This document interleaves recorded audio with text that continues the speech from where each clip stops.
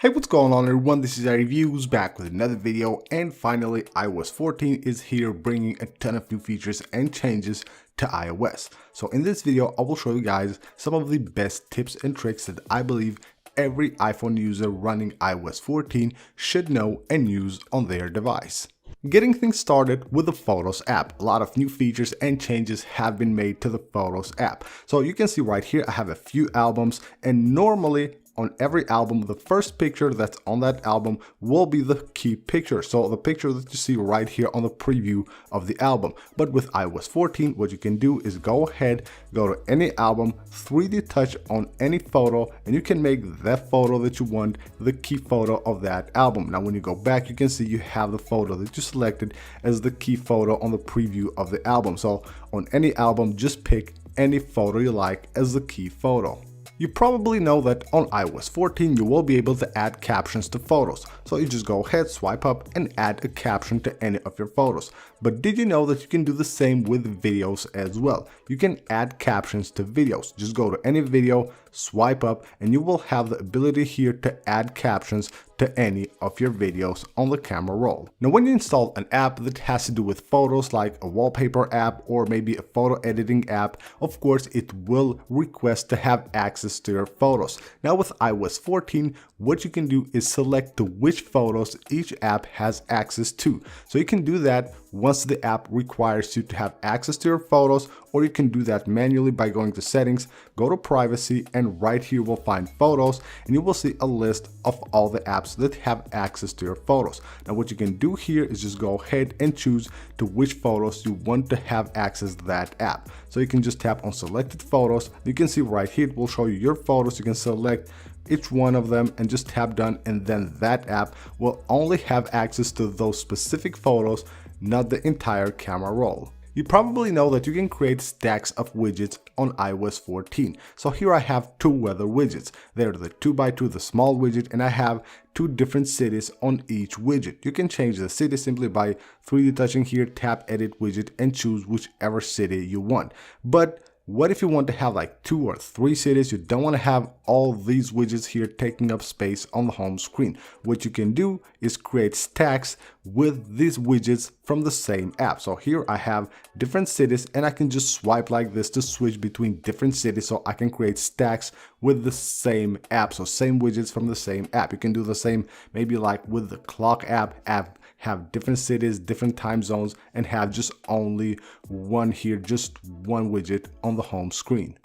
I've seen a lot of tweets with the new widgets on the iOS 14, especially for the photos one. Now iOS will just like show photos there that you maybe don't want to see on your home screen. What you can do is just go ahead, and the moment it shows a photo that you don't want to see on the widget, you just tap right there and it will open that on the Photos app. Now all you have to do is just tap the share button, and as you can see right here, it will give you the option to remove that photo from the featured photos.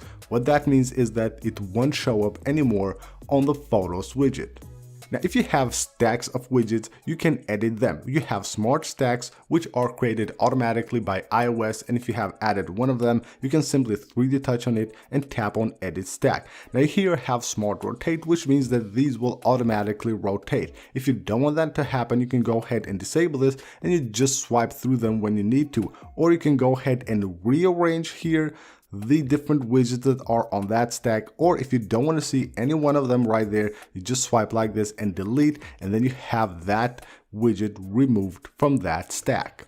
When you want to add a widget on the home screen of your iOS 14 device, you go ahead and tap right here, add a widget, and iOS will just automatically place it on the home screen. But what you can do from here is just go ahead and drag the widget like this. Now you have it here on your finger, and you can just basically go ahead and place it anywhere you want. So manually move it anywhere you want, not just have iOS like mess up your home screen and add the widget wherever it wants. A really cool widget that I like on iOS 14 is one of Siri suggestions. right here we'll have app suggestions. If you add this to your home screen, it will suggest you apps that you use frequently, and you can also have multiple same widgets, and it will just change between different apps. It won't have the same apps on both of them. And what you can do here, if you see an app that you don't want Siri to suggest, just go ahead and 3D touch on it, and right here you can go ahead and just tap don't suggest clock. In this case, don't suggest clock, and of course it will replace it with another app. Now what I encourage you to do on iOS 14 is go ahead, open the Shortcuts app and go to Automations, create Personal Automation, and right here we'll have 3 new automations that have been added on iOS 14. Now these are really cool. If you go to low power mode, you can go ahead and basically choose whatever you want to do when low power mode is on or off. You will have the same for charger and battery level. So let's say we can go ahead and move the slider here. Let's set it at 40%. So tap next. So what happens when the battery is at 40%? We can set here low power mode on. So just go ahead and tap add an action. And here just search for low power, set low power, and you have here on, click next, and click here to don't ask before running it, so it runs automatically. Click done, and now you have this automation created. Now what this will do is whenever the battery reaches 40%, it will automatically turn on low power mode. There is a new app on iOS 14, the translation app. It is really good. It will translate basically like every other app, but it also has a conversation mode. So if you just go ahead and turn your iPhone on the landscape mode, now you have conversation mode. So basically you can speak on one side, the other person on the other side, and it will on real time like translate whenever you're talking in another language, and it is really awesome. Of course, it will be very useful, especially if you travel somewhere on a country which you don't speak that language. This will be very useful. On iOS 14, Apple has added mentions to the iMessage app. Now what you need to do is go ahead and go to settings, go to iMessage, and right here you will find a button that says notify me. So when someone mentions your name on an iMessage conversation, on a group conversation, you will get a notification. So that's really useful. You just go ahead and enable this, and you will be notified every time you're mentioned on a conversation. You probably know that on iOS 14 now there's an emoji search bar. You go ahead and just search for any emoji you want. So when you're searching for an emoji, you can get options as well. So here it basically suggests me these emojis, but what if I want to change the skin color right here? All I have to do is just tap and hold right there, and as you can see, you will get all the options. So you don't have to use the exact emoji that it suggests. You go ahead, 3D touch on it, and then of course you will have all the different options just like you get on the emoji keyboard. There's also a search bar within the storage of your iPhone. So you go to general, you go to iPhone storage, and at the top right there you can see there's a search bar where you can search for any app. So if you have a lot of apps installed, they will show up here on the storage. Basically it tells you how much storage they're taking up on your iPhone, and of course you don't want to go down all the lists here. There are a ton of apps. You just go ahead and search for any one of them directly here from the search bar. On the Photos app, you know that there is a hidden photos album. So basically you have the option to hide photos, and they will be here on the hidden album. But this doesn't even make sense. You still have that here, and anyone can have access to those photos. Now with iOS 14, it will be a bit harder to have access to this album, as now you can go ahead and hide that album. You go to settings, you go to the photo settings, you go ahead and disable here hidden album, and when you go back here, you can see there is no hidden photos album.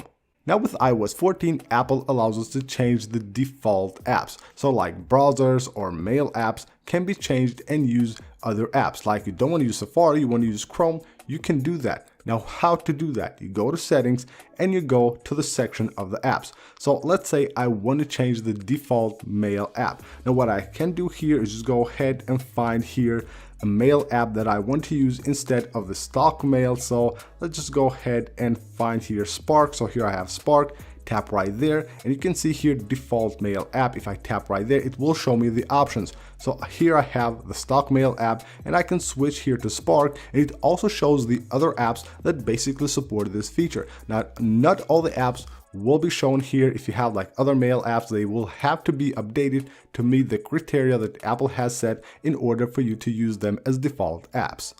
On iOS 14, Apple has added another very useful feature called sound recognition. So basically, it just gives you notifications when it hears certain sounds that you enable on the settings app. Now you will have the ability to do that directly from the control center. So you go to control center under settings and make sure you have enabled sound recognition. Now when you go to the control center, you will have the button right here. You can go ahead and 3D touch on it and select here for which sounds you want your iPhone to look out for. So you will have like different sounds here.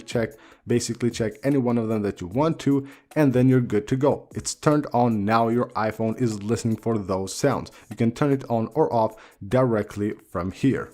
A few iOS versions ago, there used to be a feature on the FaceTime called eye contact. So basically, if you enable this, it will make like your eyes look at the camera even though you're not looking at it. It will basically just like add that effect like you're looking straight into the camera when you're talking to someone. Well, that feature is now back with iOS 14, and you can enable it by going to the FaceTime settings and enable it right here.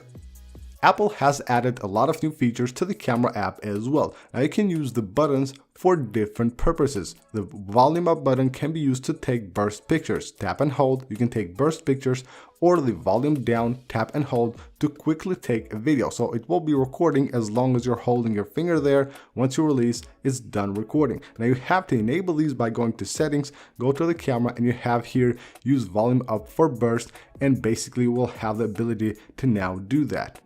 On the camera app now you can also set the exposure when shooting pictures. So you tap right there to show the tools, and right here you will have the exposure, and you can go ahead and set it with this slider. So you can change the exposure right here. You can see the chart right there at the top. So basically change the exposure manually on the camera app.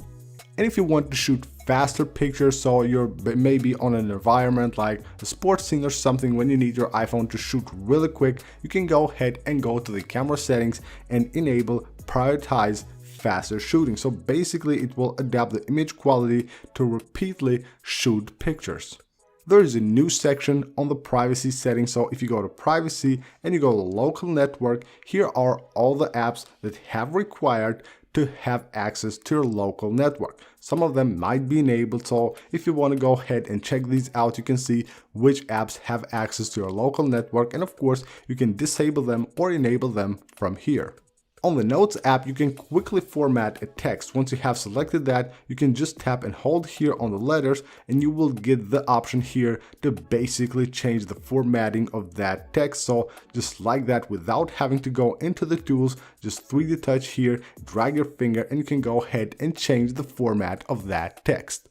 There is a new time picker on iOS 14, so you can see right here, when you go to set the time, you will have the scroll wheel, the new scroll wheel, but you can still add the time manually. So you can do that from here, or you can use the scrolling gesture right here. So both of them are available to use on iOS 14.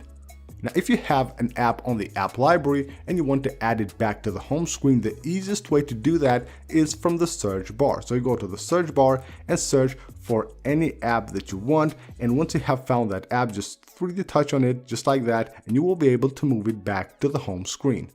Now on the Spotlight search, you will be able to search within apps. So if you're searching for something, you can go ahead and scroll here, and you will be able to search on any apps that it will suggest right here. So if I search for test right here, I can go ahead and tap on search on message, and you can see it will quickly go to the iMessage app and search for whatever I was searching for on the Spotlight search.